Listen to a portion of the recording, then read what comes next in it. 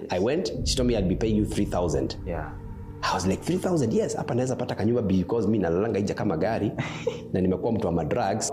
Was I paid? Zero. She didn't pay me. 1998, 1999, I was visiting salons when I'm on my free day in town. Kuenda kujua tu hizi machines, because vitu zingine hujaiona. Yeah, I am drinking. Yes. I've also introduced my wife to drink. Yes. And now, tukiendelea hivi, hapana. Itaharibu mboma. Unasema unaacha pombe? I just jokingly. Kambia mimi najua naweza acha hii pombe. Ambia wewe ukiacha pombe, hata hizi industries za pombe zitafungwa. Sasa that season nikakuwa nikitafuta what else can I be doing after tukimaliza job. I don't know what is going on. I think God will always work some things. He will sometimes disrupt things for you to go to the next level. Even those days, even when I was in primary, my mom could come with books when she's coming, and I could read. She had enrolled me in a library at the armed forces because that's where she used to work as a women's service corps. I could read books, story books. So in 1998, the beginning, I said, my God, hii maisha nilikuja Nairobi kutafuta pesa. I don't go to church. I don't do these things I had. I've never gone back to Ushago. Mimi sijaenda kwa Ushago tena. Hasa una pesa. Na tena unaenda Ushago, kwanza ukalale wapi juu unajua kwenye kuko. Unauliza tu watu wako sawa lakini hujaienda hata Christmas uendi. Because you know where you know you shall go very well. Sometimes you even look worse than the people you left. You go there so that you even look worse, seriously, because you don't have the money. So 1998, this beginning. I thank the way people make resolutions. I was like, okay, let me make a resolution and see how I can change. I got a book called The Magic of Thinking Big and the Power of Positive Thinking. And at the same time, I got Purpose Driven. See, I read the book. I was like, purpose driven. Yes. Okay. I read it 3 times. This is now January. Yes. Umejifunga, hauna kazi. Of course, unatoka unatafuta ya kukula, umekuwa, you can do anything. Purpose driven guided me. When I was reading that book, I was reading the book, then I connect the verses that are there. Okay. I started now remembering my upbringing from Sunday school. And the magic of thinking big. Okay, so I can think. Then towards August, you know, I've said I want to go back to hairdressing, I want to do this, I want to do this. God is faithful. This book, I would say, changed me. The purpose-driven book and the magic of thinking big. The positive, there's the magic and the positive. They are similar. Those 2 books. Now with the Bible, because I had those small Bibles. Hey! My mind started shifting. Nobody is talking to me, nobody is telling me anything. So in the mix of that, towards the month of August, that is 1998, a lady who had opened a salon in a place called Jogoo Road heard about me. She used to hear nilikuwa nafanya kwa salon. Then she was expecting a baby. She told me, wewe unikalianga hapa kwa hii salon yangu, hii miezi 3 niko na mtoi, then I'll be coming to check how you are doing. Ngamwambia sawa. This is 1988 August. I went, she told me I'll be paying you 3,000. I was like 3,000, yes, hapa naweza pata kanyumba because mimi nalalanga nje kama gari na nimekuwa mtu wa drugs, nimeuza bangi, nimevuta, nimekuwa addict. Hapa panaweza kuwa nikibusy lakini bado ndakuwa nikitumia vitu za. Akambia mimi na mama mwenyewe kwa ana shida yote anakunywa pombe. Akambia mimi sina shida na nikikunywa pombe. Wewe mimi nikikuja nikupatia pesa yako kukunywa shauri yako. Sasa ana shughuli. Yeye anataka tu kazi yake iendelee. So I went there August, September, October. Was I paid? Zero. She didn't pay me. Nikajiuliza tena, what is this? Now, I used to watch this televangelist called Joyce Meyer. And then she spoke something that I've never forgotten. Do not give up. So when I watched that, I was like, kule kulienda hivi, huku kumeenda hivi, hapa pameenda hivi, sasa hapa sijalipwa. Do not give up. And I took it on my own. And I said I will not give up. So by the time 3 months went on, she came back. We stayed there for another 2 months. Another place that was now running a very good salon called Unity School of Hairdressing, which is still doing very well right now. My cousin told me there's a place wanataka vijana kazi. So cause at least nimejua na pale hivyo wako busy, wako place called Buruburu. Why don't you go there? huo mtu aliniambia nikipata kijana nimwambie. Siku ngoja. Mimi huyo sikwenda na kwa ule mama Jogoo Road. I went to Buruburu Unity. Nikapata mwenyewe anaitwa Mr. Kanyi. That man was so good, and I'll definitely share this link for him. He told me, oh, you are a hairdresser? Akambia, yes. Ya wendu, akambia, hata kukuwa na mambo mingi, kukuwa na protocol. Kuja kesho, we'll pay you 6,000 and commission of what you are making. Wow. Commission of what you are. And because there were about 4 young men, I think 4 or 5, I became the other one. Now, I'm sharp in getting things. I'm faster in reading.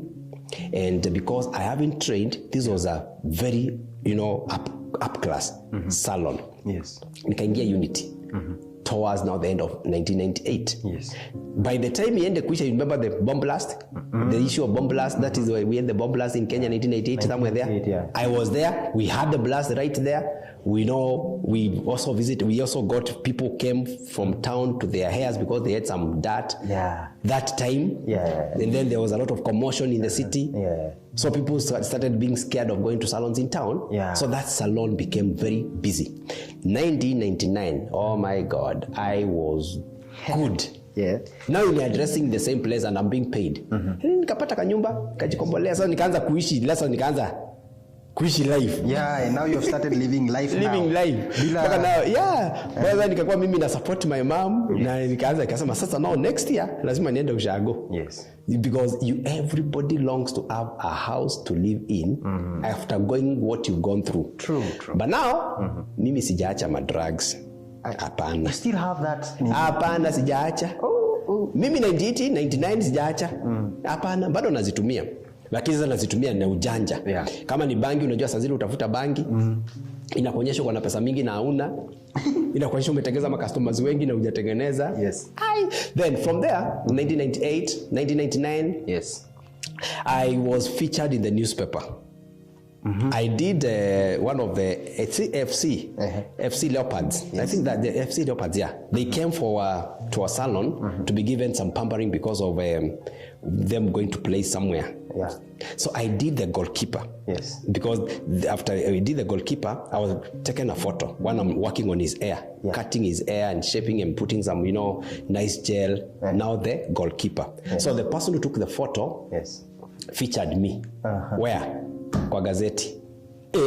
And I think I still keep that newspaper because I took that shot and I kept it because it was black and white. Wow. Hey, after seeing in the newspaper, media is so powerful. Yeah.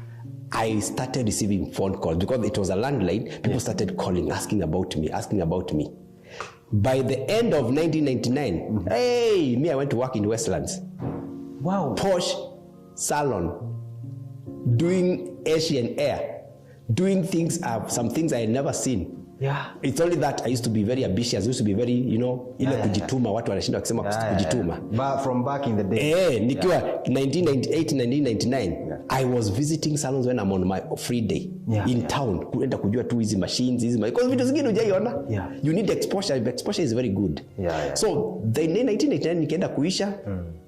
January kwanzia 2000. I went to the city center. First, I went to Westlands. Yes. I went to Westlands for about 1 year. Sarit Center. Yes. I now mingled with the rich and the famous. I realized there is people who live and people who live.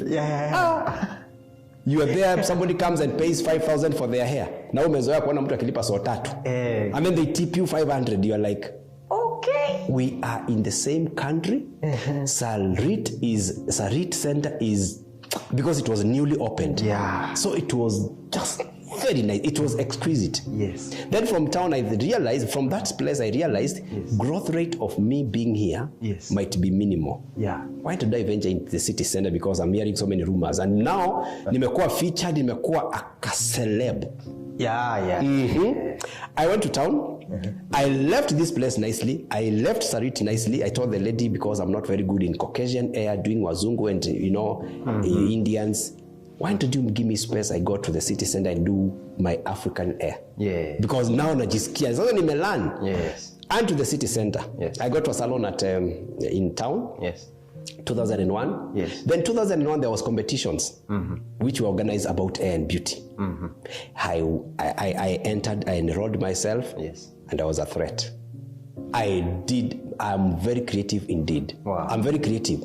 I did styles that I don't think there's anybody who has ever done them even now. Yeah. I conquered the ceiling. Wow. Hairstyles. So I was featured on TV, I was featured on newspapers, magazines. Yeah. That time, that's 2001, I was featured everywhere. And thank God for those features, because I became a writer to the Nation Media, Nation Saturday magazine. Yes. I was writing articles for them. I also started writing for Salon Solutions magazine every month. That's so quick, sir. That's a very quick transition you've done right there. I think, Now, paint this picture for us in a very simple way. How did you transition from this guy now? You're hopping from one salon to another, you're still battling the aspect of drugs. Now to writing for a media house. How did all that happen? You know, you become a smart drug dealer or a smart drug person. You don't drink in the daytime. Yes. So if it's alcohol, you work in the daytime, because at least umepata tudu umeanza kung'ara, uko smart, umeanza kupata clients wa nguvu, yani, you know, potential clients, which I will probably mention to you a few as we move on. And from that time, when I moved from Westlands, sasa ukunywi tu chang'aa, sasa unakunywa, unapatana, mnakaa chini, mnaitisha Smirnoff, Red Black Labels, John Walker. You know, you ask for, you know, you're taking stuff now. And then you're not drinking Monday to Friday. You're drinking maybe Friday evening, Saturday, na alafu chakari Sunday. Ama Saturday jioni unalewa chakari. Unajua sasa Sunday amwendi kazi. So when I came to the city center, the place I came, I was so busy. Yes. Most of the Kenyan celebs were looking for me because they were being referred to. Yes. Because if you remember, there was the lookalike thing that used to go on. Unapata kuna mtu anafanana na mimi na nakuwa featured. Yes. So I was the person who came up with that concept. Lookalike. Wanaletwa kwangu. For example, let me give you an example like let me say, for example, like somebody is well known, like Nameless. Yes. There is somebody who looks like Nameless. Yes. Anadread kama za Nameless. Yes. So wanaletwa kwangu na watengeleza nywele na watu Nation Media na wanapigwa picha. Wanawekwa kwa gazeti. If you remember such a thing that was happening. So I was the key hairdresser. Wow. If you remember, Coca-Cola did something with the kina Sanaipei Tande. Yes. What was it? They were doing some competition, dancing, singing. That Coca-Cola thing. Can't remember the name. I don't know whether it was called Sounds of Africa or something of that. It was Coca-Cola. It was sponsored by Coca-Cola. Because I remember that I met Sanaipei Tande. So I was the one who was being taken to do their hair. So hiyo jina inasonga. Niko kwa gazeti. Like every Saturday my story was there. Nimeandika kuhusu hii. Then the way the things changed when I met the late Chris Kirubi. He was launching a product from his company. These products of hairdressing. I met him. I was given a good tender by him to launch, to be able to work with him in launching that product, because Juvenile now become a big name. But remember, from 1998, 1999, 2000, 2001, towards the end of 2001, Juvenaris was a big name in the city. In the city. And everybody knows me, newspapers, watu wa magazini, TV, because I used to do so many celebrities. Then when I met Chris, I was given that tender, to work with their company. And this is Hako Industries. Hako Industries. So I used to work for them, do their products, merchandise. I used their products. Then when I used their products, so I'm of course they're getting money from that. Then in the mix of that, I met a company called Revlon, which also wanted me to work with them, with their Revlon products. And we met a guy called Randolph Gray and Yves Lunga from South Africa. Then when they met me, they liked my bidii yangu walipenda tu. So vile walipenda, I started also working with them, and then because they were so much ahead, I started learning from them. Now I became creme de la creme. When I became creme de la creme, everybody in town is looking for me. Everybody wants me to do their hair. So I kept on graduating and graduating. Then, being in town, a very good friend whom I really longed to work for. She's the owner of Parents Magazine. She's Eunice Mathu. I overheard of her, and she was launching a salon. Now, which year is this? This is around 2001. 2001, somewhere there. All right. I can't really connect the years, but that's around the 2000s. I went to Westlands. I worked for her for about 2 years. That's where I met who is who now. Okay. That's where I met the Chief Justice, the current Chief Justice, Martha Koome. I used to do her hair. That's where I met Jokindongo, the judge at the High Court. That's a Court of Appeal, That's where I met people like Friend Gumo, the wife of Friend Gumo. That's where I met people like Catherine Kasavuli, the late. That's where I met people like Sophie Kenye, who used to work for NTV. That's where I met people like Charity Ngilu, the former governor of Kitui. That's where I met people like big names. Yes. I met big names. Even Mother Karua, I met her there. And these people are so good. The people we see them on TV, they are so good. I think I learned a lot from those people. I learned a lot from Eunice Mathu. A lot. So excellent, exquisite, so nice. Then from there, I thought this is a boundary. The growth here is not as big as in town. You have a ceiling. I have a ceiling. There is a ceiling here. So I had to tell Eunice Mathu, I'm done magazine for 2 years, your parents' magazine. I've done this, I've raised the level of the salon, I've gotten new people, you opened a school, it has peaked. I need to leave. And I left. I went to another salon in South B called Salon Dainty. At Dainty, I became the darling of everybody, the director, the owner. And I was like, in every place I was going, I was adorable. I was just, the thing that was in high school and in my former schools now started coming up. But mind you, I'm still abusing drugs. Yes. In fact, the salons I'm going, napata walevi. Napatana na walevi. So, tukimaliza kazi, you used to say tunaenda kunywa maziwa. Jioni tunapitia tunakunywa 2 3 4 si 2 3 4 mnakunywa mpaka saa 6 usiku. Tunasema kesho mko job. Mnaenda kulala. Tomorrow you have appointments. At Salon Dainty I worked there while still drinking because I'm a bachelor, I'm a single guy. I have all the life. Una mahesabu mingi, unatoka kwa kazi saa 3 ya usiku unaenda kwa bar unatoka saa 6. And unalala asubuhi unamkia job. And it became drinking habits became so bad such that sometimes I could miss job. Then when I worked at the Salon Dainty, I was like, now I need to make a choice. You need to now think about your life. You're growing old. You are now probably 27, 26, 27 years. You're growing old. You have to think because some of the people you're working with are married and they have children. And wewe ni kamlevi tu, unafanya kazi uko na pesa mingi lakini wewe ni mlevi. So I resigned from that place. I came back to town and I thought it's about time to change. But now it's about time to change. And you are still with the same people. So 2001, 2002, 2003, I decided now I have to get married. So 2003, poop, got married. Then I organized, a celebrity hairdresser. Everyone wants to come to your wedding. I know, we restricted. We went somewhere, we did just a kind of, let me say a small wedding, church wedding.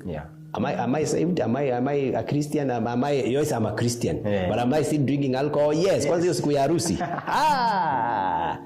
Nilipewa kupewa. On your wedding day? On my wedding day? That evening? We nilikuja kukunywa. Kuto sasa unatoa sasa stress. Watu wanasemaga unatoa stress. Then 2004, I was like, no. Right now, my wife is expecting. Here I am drinking. I've also introduced my wife to drink. And now, tukiendelea hivi, hapana. Itaharibu mboma. So 2004, I remember very well, at Kenya Cinema, sitting there with my friends around 3 o'clock. While they are enjoying, I had bought for them, I bought something called Red Bull. Because I had a client who was coming at 3:30 and she's a pastor. And I didn't want her to, asikie nikinuka pombe. So I told my friend, you know what, mimi sitaki kunywa pombe leo, juu niko na customer anakuja. And because they knew me, they knew my wife was expectant, they know my story. They were Juvenaris bana. He was a very good friend of mine called Robert. And of course Ameru akaniambia Juvenaris bana, unawezaje kwanza kukunywa pombe na umetununulia na unasema ukunywi. Kaambia sitaki kukunywa saa hii Roba, kwa sababu nikikunywa kuna ule customer wangu pastor anakuja na sitaki asikie nikinuka Sikule chewing gum because I've always been chewing. I like chewing gums. So utakula chewing gum? Hapana, sitaki kuchew. si poa nikitengeza huo customer, ni customer wangu wa nguvu. Sijua kuna ile customer unajua wa nguvu na anakuja kutengenezwa hii service, sasa staki. You know, my friend told me, sasa si unataka sema unaacha pombe. Sema unasema unaacha pombe. I just jokingly. Kaambia mimi najua naweza acha hii pombe. Kaambia wewe ukiacha pombe, hata hizi industry za pombe zitafungwa. Hiyo sasa amekunywa kidogo, zimemshika, mimi niko soba, haikashindwa huyu jamaa nimembaia hizi. Niambia nikiacha pombe hizi zitafungwa. Hati Kenya wote itafungwa. Nikamfikiria. Akaongezea. Akaniambia, si tuambie una save pesa ya kutengepeleka bibi yako maternity. Me, I have the money to do all these things. I funded my wedding. And now he's telling me something of probably 10,000 ama 20,000. Nitanishinda. I was so mad. Now out of that madness nikamwambia Roba, nitaacha pombe. Na nikakanyagia nikasema sasa sema kujichocha. Nitaacha pombe. Ushajichocha ukijua hii unaona utoboi. Ni jia ile frustration na ile frustration amenieka masiri. Mimi ndio nimewabaia. Ni save pesa na mimi ndio nimewabaia. Mimi nambayanga pombe. Haya 3:30 ikafika. Sasa nimetoka hapo tumekosana. Nikapanda juu, ilikuwa salon upstairs. Juba ilikuwa downstairs. I don't want to mention the names. Kaenda customer akakuja 3:30 because I used to work on appointments time. Kaingia, hey Haji Binaris, yes, praise God, amen ma'am. Ajua sijue kumtengeneza nywele kamalizika na kanipea tip I think 500 ile nimetumia huko chini. My friends are still down there. Akaenda nikateremka, wamepelewa sasa. It was on a Thursday I remember. No, Friday. It was on a Friday. Tukamaliza. Sasa wakapanda tukamalizia kazi. Salon za tao zinafunganga a bit late. Tukafunga salon around 8:30, 9. Sasa ni kutoka. Silisema naacha pombe. Sasa wanasema si Juvenile anasema ataacha pombe. Wacha tuone leo. Sisi yao the same place upstairs. If you go to Kenya Cinema, that building, there are so many pubs. So kuna ingine juu, tukapanda juu. Next, kuna ingine. Mangoma ndio hizo. Ni saa 3 usiku. Umezoea kwenda nyumbani mapema? Hapana. Ulisema utafanya nini? Utaacha pombe. Uko na pesa? Mko kirende? Twendeni. Tukaingia kwa bar. Si wakaitisha? Nikawaitishia hata. Si nikalipa. Sasa nikauliza waiter, nikuulize kitu kingine nani mtu anaweza kunywa apart from pombe? Kwani unataka kunywa wewe leo? Kaambia sitaki kunywa. Soda. I really don't like sodas, but nipatie Crest. Kaletewa Crest. Si unakunywa? Si ni moja. Si watu wanadazi huko wanajibamba. Si unaangalia? Si unasikia tu. Hauna utaki kubreak vile ulisema. Kwa inaitana. Unataka tu. Ni saa hata masaa isongi saa hiyo. Masaa iendi. Ni kama masaa isongi kama imesimama. Imefika saa 5. Kaisa waiter. Hebu nikuulize, nini nyingine mtaweza kunywa? Maji moto na ndimu. Niletee. Yaani unangangana wanakuambia hii, wanakuambia basi ukunywe. Ni nini? Ilifika I think saa 6, nikaona hapana. Juu nishakuwa zoea naendanga na taxi. Kateremka chini. Niko peke yangu sasa. Si nimewaacha.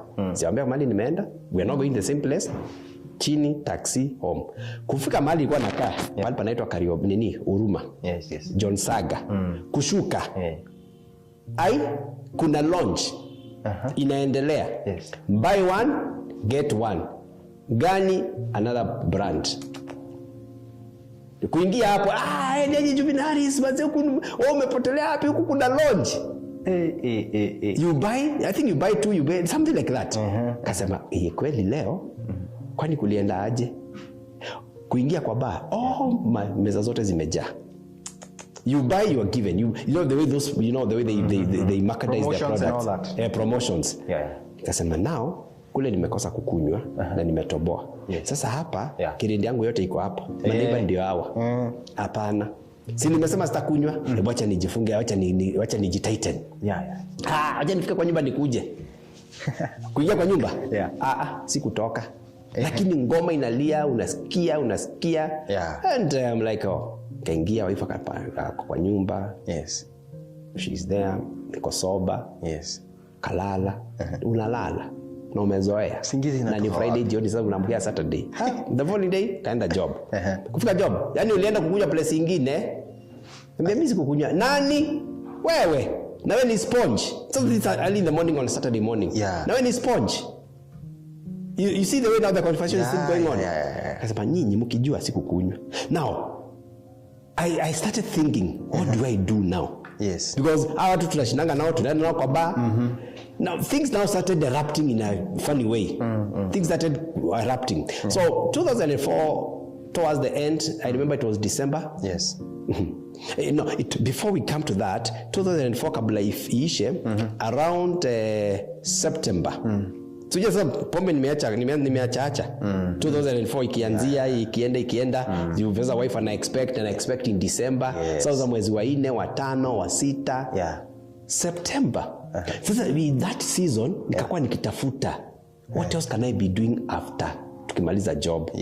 So there was a church that I used to hear inachezanga music, watu wanacheza wanaruka na kulikuwa na something going on in that church. So kasema mimi tukitoka church nitakuwa nikienda hapo. So the first day I went there, that church simeachana na mabeshte kwanza, nimetoka job, mimi nimeenda huko naona watu wako huko wanaruka wanacheza wana dance. I'm like okay kumbe ini church haya kumbe pia watu cheza huko. So it was a 1 week convention in the evening. Yes. So the following day kaenda job kukakuwa na my issues. After kukakuwa na my issues kwa sasa hapa kuna mambo mingi sijui maneno. I don't know what is going on. I think God will always work some things. He will sometimes disrupt things for you to go to the next level. True. So when I went again to that convention, it was on a Friday again. Since nimetoka job. Yes. It has been a whole week. The climax of the Friday. I went there again, and then the pastor who was speaking looked at me. Yes. Anaona mimi tunajua sasa ujaenda kanisa kama hiyo. Yes. Watu wanaruka. He looked at me. Akaniambia you come here. You be running away from God. Wow. Akaniita kajamaa nikajiuliza sasa huyu jamaa ananijua aje? Mimi nikamlevika kawaida nimetoka tu ananijua aje? Akasema sasa unajua vile unaangalianga hivi ni kama si wewe. Akasema you.